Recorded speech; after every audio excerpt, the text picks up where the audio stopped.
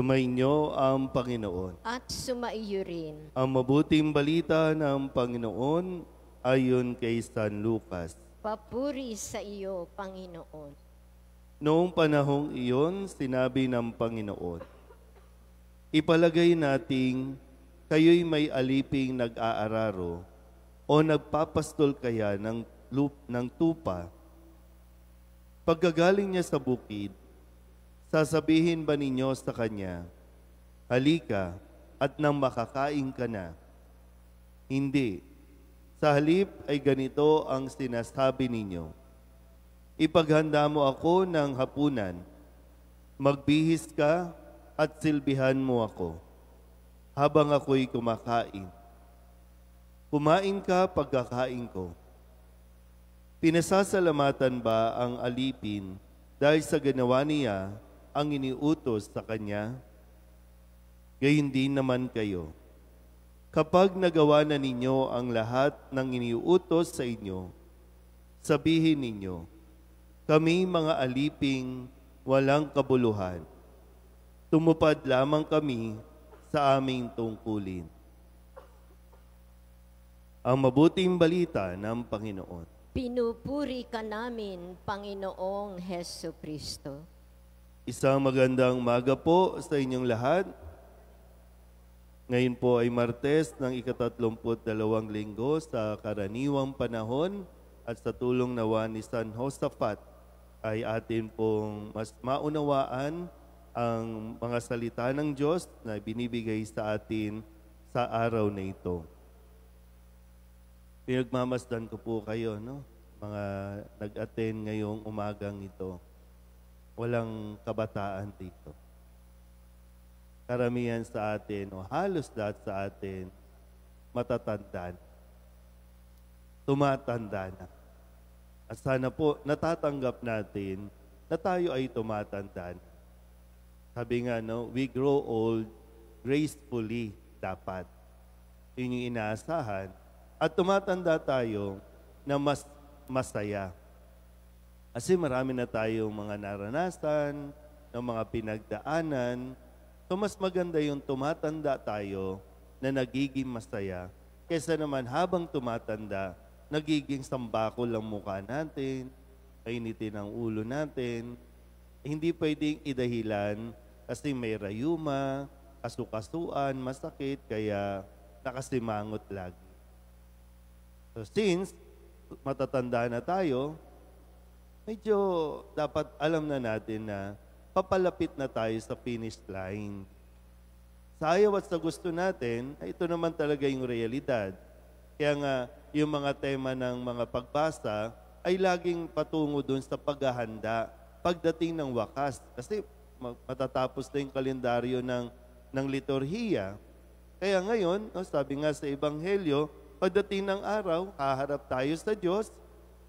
At sa pagharap natin, kahit anuman ang naging status natin dito sa mundong ito, kahit maging hari o presidente ka pa, lahat tayo alipin na may ipinapagawa lang sa atin ng Diyos. Na yung bang pag sinabi natin, ako'y alipin lamang ng Panginoon, mananatili dapat yung kapakumbabaan sa atin. Ang mahal na birhen nga, di ba? Piniling maging ina ng anak ng Diyos, pero nagpahayag na ako'y alipin lamang ng Panginoon. Hindi tayo pwedeng magmataas o magmalaki. Hindi natin magagamit sa langit ang lahat ng mga titulo na na-acquire natin. Kahit pahaba na ng pahaba ang pangalan, kapag ipinapakilala ka, pagdating doon, wala, pangalan mo lang. Yun lang. At paano mo isinabuhay ang iyong buhay dito sa lupa? Sabihin nyo nga po, alipin. Iba, nahihirapan magsalita ng alipin. Kasi nga, medyo may pride na tayo. Tumaas na masyado ang tingin natin sa ating sarili. Pero sa ayaw at sa gusto mo, kahit ako na pari, alipin lamang ako na dapat sundin kung ano ang ipinapagawa ng Panginoon.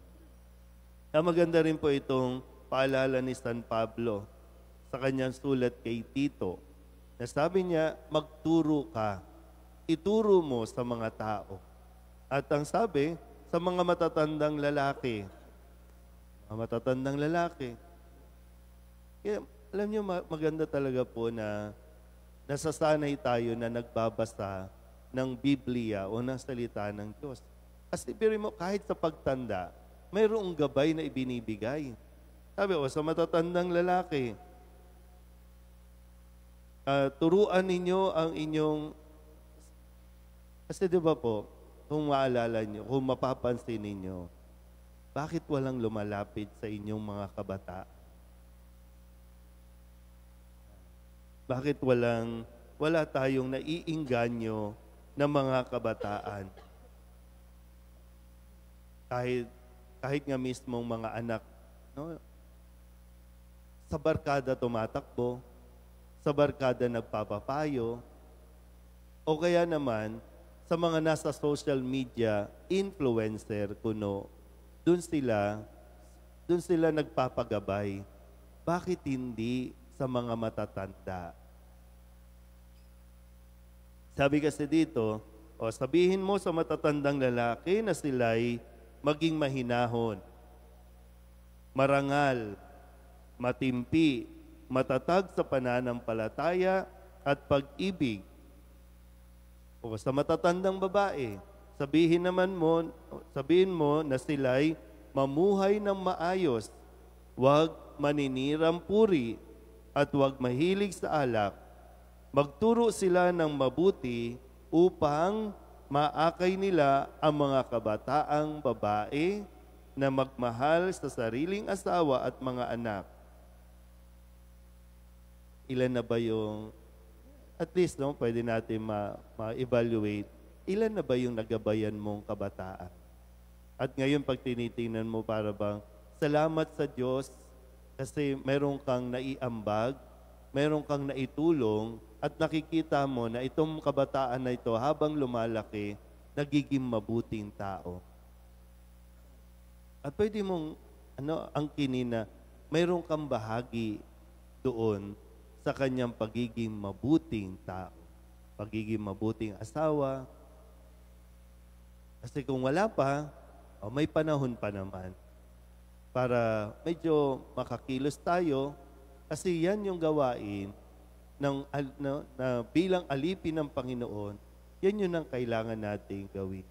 Mahirap po yung tumatanda tayo, na walang lumalapit sa atin dahil sa ugali natin.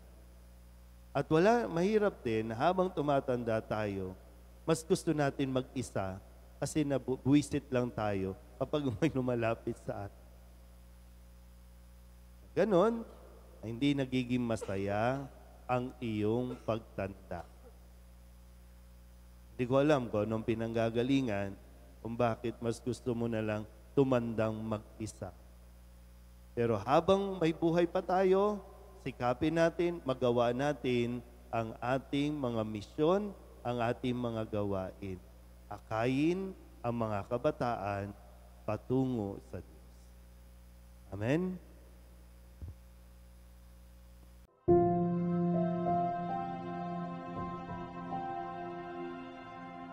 Thank you.